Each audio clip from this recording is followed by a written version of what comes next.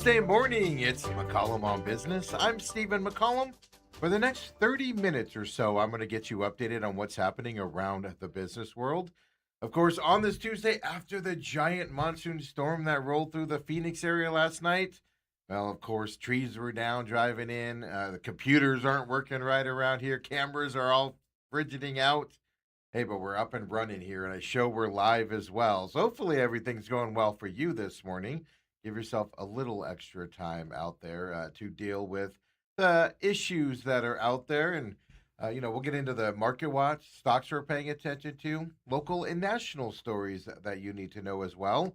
So come along with us, folks, as we get started with the market watch. And we're looking at it at the same time together today as we've been getting ready for this show. Everything is up today. Now, obviously, the Middle East is a big talking point here as well. We did get a light inflation data we'll talk about here in just a minute. But IBM has dropped. We got bank stocks reporting yesterday. Oil going up. We'll talk about that here in a little bit in a story as well. All that's happening, the war in the Middle East taking off again. Well, everything's up. Dow Jones up 156 points right now to 52,622. The S&P 500, well, it's up 19 points right now to 75.29. Nasdaq's up 97 points. A big gain is kind of in the S&P 500, as you saw. The IBM dropping. We'll talk to them and be a focus here coming up. The Nasdaq, though, is 103 points up. Tech stocks, nice rebound today. 25,976. The small cap index, 16 points up right now to 2965. And then there's Bitcoin rebounding today, 1,400 roughly points up, back into that 63,665 range for Bitcoin here on this Tuesday as well. And Bitcoin's just found its nice, simple home there at 63,000 is where it's been, in that area here for about a week now as well. First stock, we just talked about it a little bit. We're going to talk about IBM out here as our first stock. They're down 23.65%, folks. This is huge droppage for obviously a legacy company and one that's been on the market for a long, long time. Yeah, they're down huge. It posted weaker than expected preliminary quarter two earnings. IBM expects to report a profit of $2.93 per share. Analysts were expecting a profit of $3.01 per share for IBM. Huge number drop here. The market is not happy with IBM here today.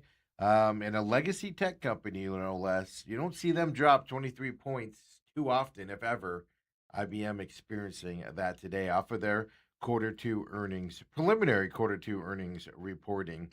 Now we'll look at a newer tech company out there in Apple as well. Apple, 0.96% down here. KeyBank actually came out and downgraded Apple to underweight. It was its sector weight before, and they valued that down. They also said their price target for Apple stock is $250. That's a downside of 21% from the close yesterday. And you see it's a big downgrade as well today as it's trading at $314. The Wall Street, the KeyBank there does expect the Apple stock could come under pressure, all because customers are tightening their wallets out there in response to the rising prices from Apple and these price increases. KeyBank not on board with these price increases from Apple. And the stock as a whole down 0.93% here today based off of that news as well. And then we're going to look at Citigroup. This bank, 1.39% up here so far today. It's interesting stock because in pre-market it was down. But they're up here 1.45%. They posted their best quarterly earnings revenue in a decade. Citigroup posted second quarter earnings of $3.15 per share. The expectation was only $2.74 per share. Revenue was $24.77 billion. Well, that exceeded the anticipated $23.74 billion. Citigroup, best quarterly revenue in a decade, and they're up 1.39% here today based off of that news. Other stocks we're going to look at when we come back and look at stocks in a little bit. More banking stocks, JP Morgan Chase, Bank of America, Wells Fargo. We're going to look at those three coming up here later in the show as well. But first, we got our inflation reading here earlier today from the government. And excuse me here for 1 second here, folks, while I work through something on my computer. I didn't make my teleprompter stuff big enough. You want behind the scenes? I didn't make my teleprompter visual stuff big enough so I could read it. So I have to fix that real quick. U.S. inflation cooled last month as the cost of gas, clothes, and used cars actually fell. So that's some relief for consumers out there, but it is showing price pressures also cooled down a lot more than what was expected to happen. Prices dropped 0.4% in June from the May number. That's the largest monthly drop in 4 years. We get all this reporting from the Labor Department. Now, on a yearly basis, inflation declined to 3.5%. That's down from a year over year gain of 4.2% in May. That's lower than many economists were expecting. But excluding the food and energy categories, which makes it core pricing, those core prices were unchanged in June. That's a positive sign that underlying inflation is cooling. And on a yearly basis, core prices rose just 2.6%. That's down from 2.9% the previous month.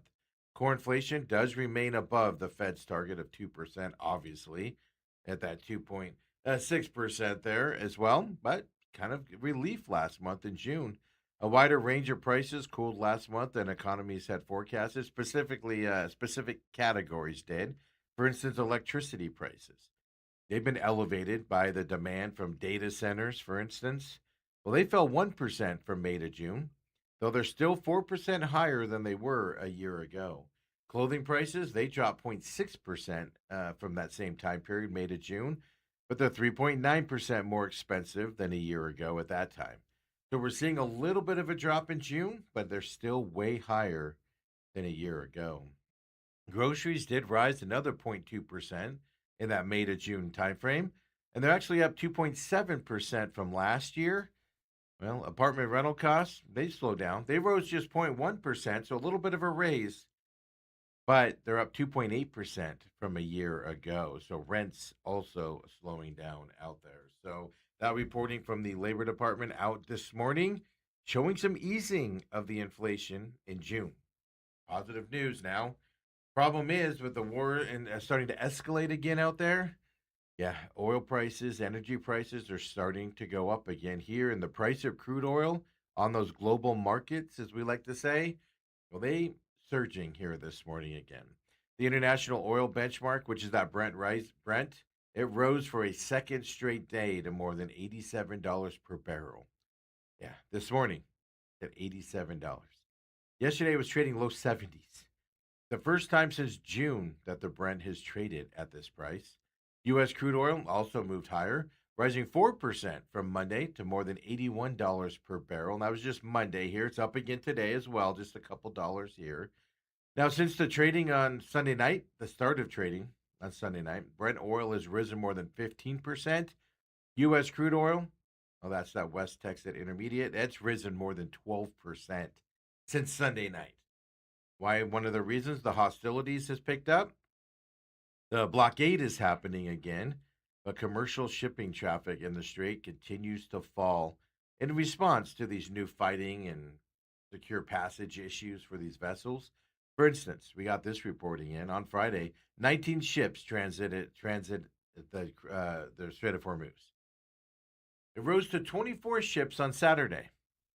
Well, by yesterday morning, Monday morning, there's now over half, just 10 vessels got through the Strait of Hormuz on Monday at that point. So we're seeing the constriction causing those oil prices on the global markets to go up again. We're in the low $80 range here as we're dealing with that. That's going to lead to that inflationary period again coming our way if that doesn't get stopped. Now, the blockade's in, all ships can go through except for Iranian ships. They are not, ships going to Iran are being blocked again for the U.S.'s blockade. So we'll see if ships continue to get through or if there's a more of a delay there because that's going to keep causing those oil prices to go up. Now we'll focus on a stock we haven't talked about in a couple weeks, but everybody's kind of eyes are on, and that'd be SpaceX stock out there. And SpaceX has taken another beating when trading resumed on Monday. We showed you last week, I believe it was, that it was trading just above, barely at 150 range, which is what it was when it hit the stock market. Well, this is now an all-time low, just under $139 is what it was trading at yesterday. Obviously, well below its IPO opening price of 150. Now, that's the market opening price. The price for the inside investors, the guys getting in on it early, was about 130. But it's over 38% down from its all-time high of $225. That was just 3 weeks ago. Well, this is obviously a big deal, and it's illustrating how rapidly the hype is kind of inverted to widespread skepticism over Elon Musk's vision here with SpaceX. So, blockbuster Wall Street debut 3 weeks ago. Then they've struggled to maintain any degree of momentum on the stock market. Investors, well, they continue to ask some very hard questions about the company. Things like its major pivot to orbital data centers and its near term profitability issues that it has. It doesn't make a profit at all. Despite being valued at almost $2 trillion as a company, it lost about $5 billion last year, in its overall books. Yeah, huge, huge loss. Now, interesting enough, could this just be competition causing this stock to go down? If you're over the weekend, you saw Chinese state run media showed a Long March 10B rocket booster. Well, it was caught by an offshore recovery platform. Well, that's showing that China, well, they're making major strides to catching up with SpaceX's reusable rocket technology. And then also over the weekend, an experimental Japanese reusable rocket safely took off and landed, which also suggests that Japan may be right behind China and the US for those reusable things. So, there's obviously some big international space launch competition coming in that's catching up to SpaceX, at least looks like it. Well, so is that kind of the reason why people are unoptimistic about the SpaceX stocks? Because we're seeing competitors getting involved with it? But maybe. But some experts believe SpaceX's transformation into an AI play, right? They got SpaceX, they got Gronk and their XAI, artificial intelligence in this company as well. So they're transforming SpaceX into that AI company. And they say that could be closely related to its Wall Street problems, more so than the rocket and the competition on that side. So, kind of displaying, I'll tell you, a lot of analysts are very bullish on the stock. But right now, at least after its debut, it's been backhill. I believe we have the SpaceX stock here. Let's take a look at it here today if we do have that available. Yep, there we go. So it's up to $142 per share. It's up 2.13% here today. So still below that 150 stock market price that it opened at. By it's $9 here today. So is this the point where you buy low, right, and wait for the uphill? I saw some analysts saying it's going to be over $800 by the end of next year in terms of its play. So that's the question. Is it going to get caught up on the AI side of the market falling when everybody questions if AI's viability with the amount of money it costs? Or is the tech side where the reusable rockets and the space side going to keep it more afloat? We don't know. Something we'll have to keep an eye on SpaceX as well. And that Warner Brothers Discovery Skydance Paramount Skydance merger, well, keeps hitting some rocky roads here. And now officially, a coalition of a dozen states came out on Monday. They actually sued to block this Paramount Skydance acquisition of Warner Brothers Discovery. So just another challenge to this $110 billion deal. Is it going to make it through? It is the question, right? Obviously, this is going to unite two of the nation's largest media companies, attorneys generals from 12 states. I'll get to the states in a minute. Arizona is one of them, by the way. This 12 states is led by California Attorney General. His name's Rob Bonta. Well, the 12 states claim that the merger would harm competition in the movie industry and even result in lower pay and fewer job opportunities for industry professionals. The states also argue that the merger would hurt consumers because it'll drive up cable packages and movie ticket prices. They're going to offer fewer news and entertainment choices out there as well. So 12 states. Arizona is one of them. California, obviously, the other 10, Colorado, Connecticut, Massachusetts, Minnesota, Nevada, New Jersey, New Mexico, New York, Oregon, and Washington are all in on this lawsuit. So this lawsuit alleges the merger is illegal under that Clayton Act of 1914. And oh boy, don't get me started on that Clayton Act of 1914, folks. We all remember when that was passed. Basically, it prevents mergers that may undermine competition or create a monopoly out there as well. I don't know how you can say they're creating a monopoly when you got bigger companies than them out there. Obviously, there are two big ones merging. There's still some other big ones out there. Yeah. Obviously, Paramount Skydance vowed to fight the lawsuit. It's already got the DOJ approval, and now the states are getting involved trying to stop it as well. We'll see where it goes. I think eventually this merger will get through. That they might have to make some concessions. But definitely it's a long battle to get to that closing point coming up here as well and everything. Are you part of this part of the country right now where, obviously food prices are up, everything prices up, you got to get back to school stuff and everything. So your budgets are getting hit pretty hard here, and almost 20% of adults have dipped into their savings to pay for groceries in the last year. We get this, the Urban Institute coming out with a new report. And this is the findings in it. It was released yesterday, and it's based on December 2025 data from the a think tank out there called Well-Being and Basic Needs Survey put together. They noted 19.6% of adults from ages 18 to 64 reported paying for groceries with savings not intended for daily expenses last year. So it's not a consistent thing. They just have to dip into it every once in a while to get food. The largest share of respondents, which was 63.2%, they said they used a credit card to pay for their groceries, again, to be able to get them. Slightly more than half of the credit card users paid the bill in full. More than 3 in 10 paid less than the full balance, but always made the minimum payment. Just under 14% of those who used the credit card did not always make the minimum payment, accounting for 8.7% of total respondents. That's up from 7.1% back in 2023 that responded in that same method. Meanwhile, nearly 10% of respondents use buy now, pay later options to pay for groceries. 1/3 of those adults missed such a payment last year. And over the past 5 years, food costs have risen by roughly 32% over the last 5 years. Yeah. We know how much they've risen in the last couple years. We gave you that stat earlier in the show. But 32% over the past 5 years. Obviously, the cost of groceries are rising. They've been risen a lot there as well. But also some of this could be because of the changes of that SNAP program, right? Supplemental Nutrition Assistance Program, I believe is what it stands for. That went into effect last year, all these changes. So big upheaval for beneficiaries, causing people to have to dig into their own pockets that traditionally was on the SNAP program or got some benefits cut on that. So that could be leading to some of this number as well, as they've made the, people either losing SNAP or losing portions of their benefits out there as well. But more people, moving into credit cards and savings in order to get food out there. When we come back here at McCollum on Business, we keep the show rolling here on this Tuesday. We got a couple local story for you. Katie Hobbs did something that I find interesting.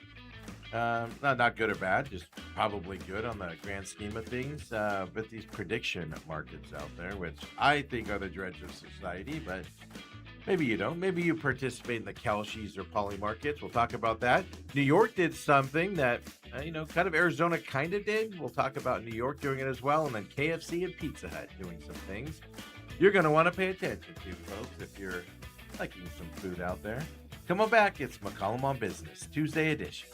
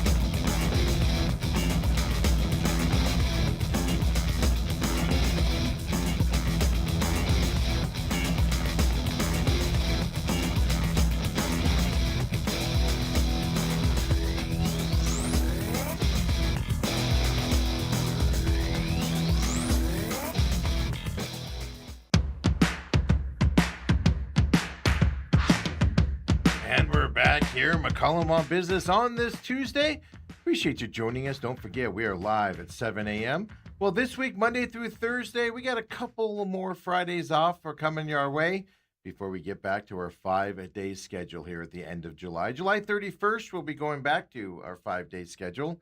But here we got Monday through Thursday this week, 7 a.m. live on YouTube. TME Media AZ is where you can find us. Of course, we're also on demand on YouTube. As soon as we get done, we get everything uploaded for you. Catch us on demand, share us with your friends as well.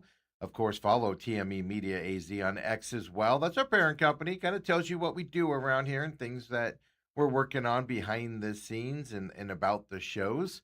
Of course, everything's also on demand, not just on YouTube, but over at Rumble. For those of you that don't like YouTube, prefer the Rumble platform, rumble.com/user/TME Media. When that pops up right above the videos that are uploaded every day, you see a channel button. Click on that. Go to the channel of the show that you'd like to see out there, including The Real Matrix, which was last week education episode is up for you, folks. And then, of course, this Friday, a new episode coming your way for The Real Matrix. Noon is when it comes out on Fridays. Comes out on a free podcast system as well.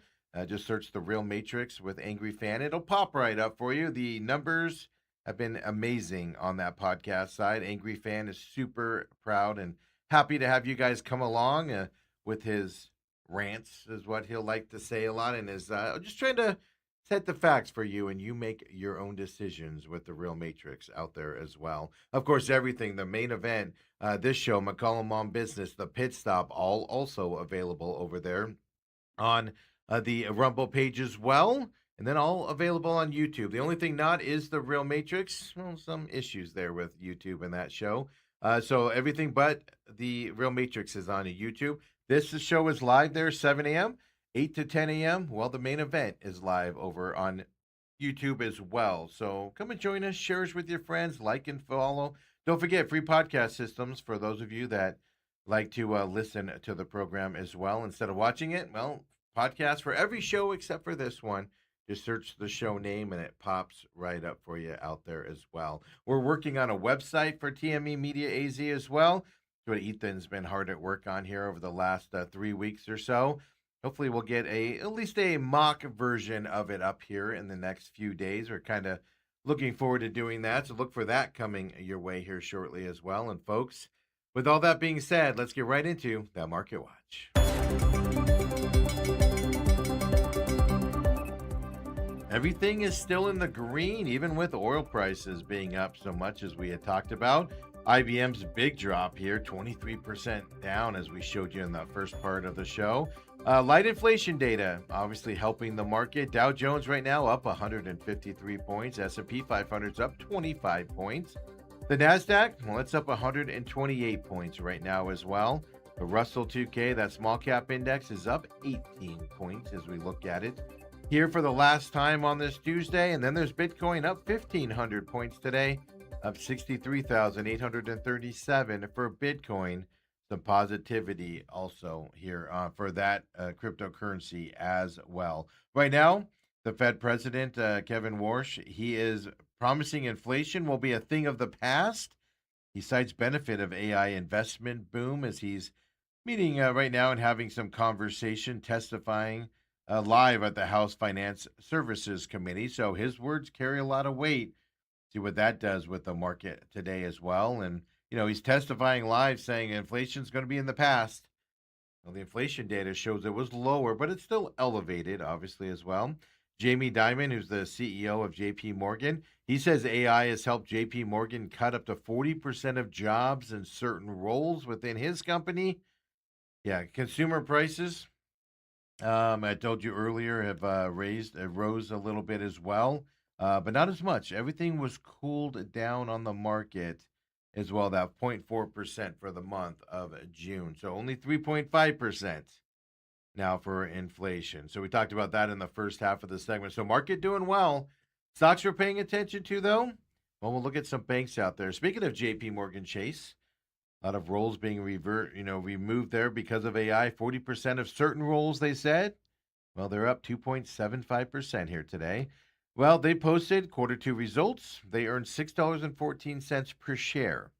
The revenue was $58.02 billion. Well, the market expected only $5.85 per share, so blew that number out of the market. The market only expected revenue of $50.19 billion. Blew that out by $8 billion as well. But we don't know if the bank's profit was comparable to the consensus. A lot of numbers can be done within banking industries and things to that effect to make that number look good. But JP Morgan Chase is up 2.73% here today with their numbers. Bank of America is the next one we're going to look at, and they beat expectations last quarter, 1.93% up in their stock here today. The bank posted earnings of $1.21 per share. Well, the expectation was only $1.13 per share. Revenue was $31.7 billion. Well, that was higher than the $30.72 billion of the estimate amounts out there. So, banks pulling through with their reporting numbers so far. And let's check with one more. Wells Fargo is our next stock we're going to look at. Well, they're up 0.90% here today on the market. Even Wells Fargo posted earnings of $2 per share. The expectation was $1.72 per share. The revenue was $22.62 billion. Well, the expectation was only $21.84 billion for Wells Fargo as well. So banks coming in with positive numbers. Stocks showing the positive side of it as well out there. And look, if JP Morgan Chase's CEO is out there telling people 40% of job cuts, they've been able to get rid of up to 40% of certain categories. That's going to be AI is probably going to be like I'm going to call them secretaries. I know that's not what they're called anymore. Administrative roles probably reduced because of AI and things to that effect. But 40% of certain roles in their organization. That's big savings on the labor side, no doubt about that as well. Hey, now let's get into a local story here for you. And then we'll go to New York and see what New York's doing about data centers because we're seeing a trend across the country. Well, Governor Katie Hobbs here in Arizona did sign an executive order that is prohibiting Arizona State executive branch employees from using non public government information. And they're taking that information, they're putting it on the prediction markets, and then they're profiting off of that information. So now designating non public information as confidential for this purpose is what she's done. The order ensures state workers remain focused on serving Arizonans rather than their own personal enrichment out there. Katie Hobbs said, and I quote, Arizonans deserve a state government that works for them, not one where insiders exploit public service for their own gain.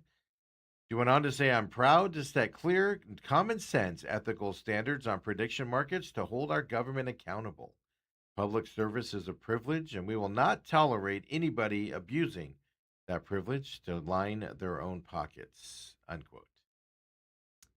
Interesting because some people would say she's lined her pockets with that, the housing thing that she was into and refuses to still talk about, right? But those prediction markets, insider trading is happening a lot on those prediction markets. Recent media reports and federal indictments, they've revealed that government employees outside of Arizona have used non-public information to win millions of dollars wagering on government actions, including international military operations. Yeah. Not in Arizona, other states, but you want to keep it from coming here, right? This executive order signed by Hobbs strictly forbids all executive branch employees from disclosing or even using any non public information to profit, avoid financial loss, or even assist others in profiting from prediction markets. So you can't even tell your buddy what's going to happen. Any violation of the order may result in dismissal, other sanctions, and even referral to law enforcement if you get caught doing that. To further safeguard the operations, the order officially designates all non public information obtained during public service that could be used for wagers as confidential. So now you're dealing with the confidentiality and levels of top secret, etc., that you'd be breaking. So also in that executive order, Hobbs also encourages other statewide elected officials, things like independent boards and commissions. She included in this even judicial and legislative branches you put in this deal. She wants them to adopt comparable policies for their employees from trading on the Kalshis and Poly market is what we are talking about. And this would be something like in a non-public meeting. And for instance, that let's say a large tech company is moving their headquarters to Arizona, and it's coming. You go to the prediction market, you put it in, make some money off it because it's going to happen, but nobody else does. It's happening out there, folks. That's why I stay away. A lot of reasons I stay away from the prediction markets, but that's one big reason right there as well because just shadiness happening there. Now we're going to go to New York, but it is interesting because we're seeing this trend across the country. Like Arizona, in the budget, just said there's a moratorium on free money or tax breaks giving to data centers for 3 years. So you can still build a data center here. You're just not going to get the tax breaks. Well, New York is now blocking the construction of any new large data centers. They're doing that for up to a year. And that's also New York can create rules to protect the environment and the energy grid there in New York from, of course, those extremely power hungry facilities there of the data centers. Governor Kathy Hochul, is in a reelection bid out there, keep that in mind. She's set to sign the executive order this morning imposing the country's first statewide moratorium on hyperscale data centers. They're just straight out banning them for a whole year. The order will pause state permitting for new large data centers and direct state regulators to create standards that address environmental impacts, energy demand, water usage, and of course, all the major factors that go into data centers. Tech companies and other backers, well, they're not happy about it. And they've argued moves to block the construction of data centers hurt job growth for local communities, and even say that you cede ground to China in a race to lead the rapidly growing AI industry. You don't really jobs. They don't. Not been too many jobs are in data centers. It's not a ton of people. Like a warehouse, an Amazon warehouse, would give you more jobs than the actual data center will out there. So New York, 1 year ban on new permits, and Arizona has a moratorium on free money given to them, but you can still build them here. And earlier this year, Maine seemed poised to establish a similar moratorium, but the measure was vetoed by the Democratic governor there in Maine because it would have blocked a proposed data center in a town that has struggled following the closure of a local mill. Moratoriums have been proposed in at least a dozen states. They haven't gotten anywhere in a lot of these states out there. Some counties and municipalities have had better success. They've imposed their own temporary bans of the data centers.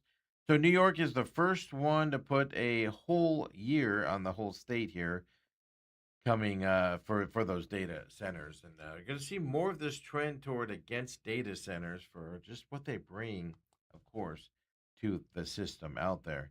Now let's get into a little bit of food talks out there. Yes, 3 year hiatus is over. KFC is bringing back one of its most popular menu items. Yeah, KFC is trying to get you back into those restaurants. They're trying to revamp its offerings out there. KFC has announced in a news release that beginning today, or yesterday, excuse me, Monday, thought it was today, Monday. My dates are all confused. They're going to begin serving its famous popcorn chicken. Now it's limited time while supplies last. Yeah, KFC's popcorn chicken initially debuted back in the 90s. And, you know, nobody could talk about it back then, but it was a huge hit. Now you got social media pushing it as well. It disappeared off the menu back in 2023. It has a cult following, especially in online circles out there, demanding its return. Well, KFC listened, and starting yesterday, popcorn chicken coming back. Supplies have to last limited time out there. Here's what KFC said about this. And I find it interesting. They're listening to their social media. They said, quote, for years, KFC has heard directly from fans clamoring for popcorn chicken's return. We read every comment, every DM, and even every online petition signature. And the message was impossible to ignore. As we continue our Kentucky Fried comeback journey, this menu item return shows our commitment to listening to our most passionate fans by giving them exactly what they're craving. Here's my question. Why limited time? Is it a limited time because they don't want to put it on the menu in case it fails? They can just disappear? Sounds good, though, folks. I'm going to try to hit up a KFC later on today for that popcorn chicken. Well, to help celebrate this popcorn chicken relaunch that happened yesterday, they teamed up with Giphy to develop several GIFs, some of which feature Colonel Sanders himself. So if you're a fan of the popcorn chicken, well, you can put it GIFs on your social media feed when you talk about it as well, if you want to. Yeah. So 3 different ways you're able to get this. It's priced between $8.49 and $10.99 here. Popcorn chicken bucket. It's a 16-ounce shareable bucket of popcorn chicken served with 4 dipping sauces.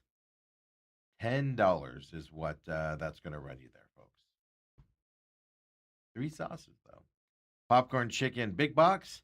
A 6-ounce of popcorn chicken. 2 tenders. A medium order of fries. A medium drink. 2 dipping sauces. And for that, you get a chocolate chunk cookie. That's $10.99 for that one as well. Oof, I screwed up my computer here for some reason, folks. Let me fix this. Popcorn chicken combo. I know a little behind the scenes there for you, but I was struggling there for a minute. The popcorn chicken combo is 6 ounce of popcorn chicken, medium order of fries, a medium drink, and 1 dipping sauce. $8.49 for you out there. It's here as of yesterday. Popcorn chicken fans from KFC, go get it. That sounds good, folks. Reasonably priced for chicken as well, as long as it's that old tender chicken they used to have out there as well. And you don't want chicken? Maybe you want some Pizza Hut stuff out there as well.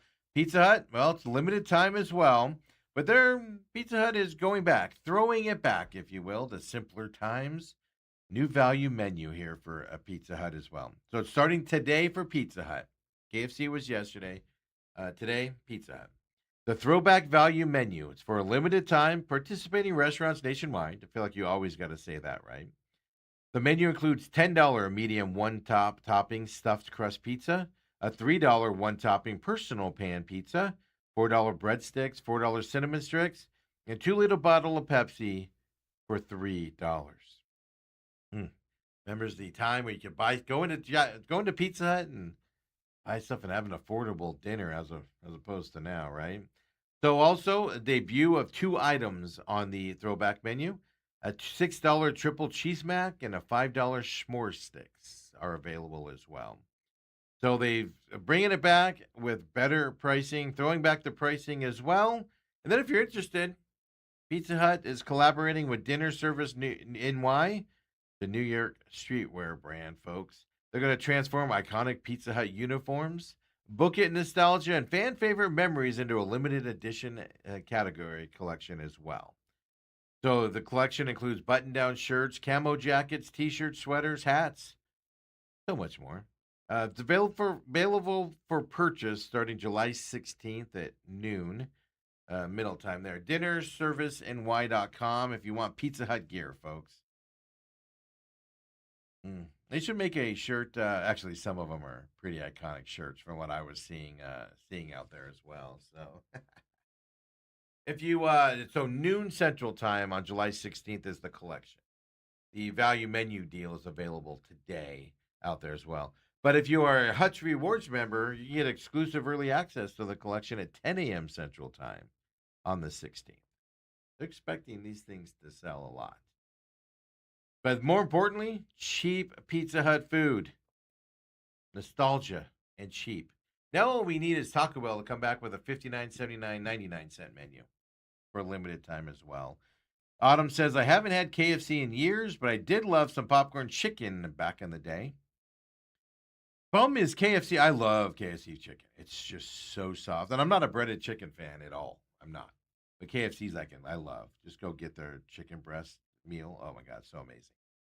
The problem is they make it hard to shop there. For a while, I don't go there too often because they're not around a lot, right? They're coming back, but you go there and you pay by card. They charge you $0.25 to pay by a card and stuff. It was just they made it difficult. They made it difficult to shop at. So they solve those problems. You'll find me back at the KFC again. I like KFC better than Cane's, to be honest. All right, I just made everybody mad. I know, I'm sorry. Hey, when we come back, tomorrow we'll come back. We'll look at what the market's doing, of course, stories we're paying attention to. So come and join us tomorrow morning at 7 a.m. If you're a Canes fan and I just said something and you're mad at me, I understand. Trust me, I understand. But come back and try us tomorrow, which is 7 a.m. The main event coming up next, live 8 to 10 a.m. here on YouTube. Come and join us. Join the chat on their YouTube as well. Or, of course, if you can't because your boss is a slave driver or you're cleaning up from that storm last night, whichever you're doing this morning, be safe. But more importantly, catch us on demand later in the day also. We'll see you tomorrow, everyone. Have a great Tuesday afternoon. Call them on business. We'll be back tomorrow.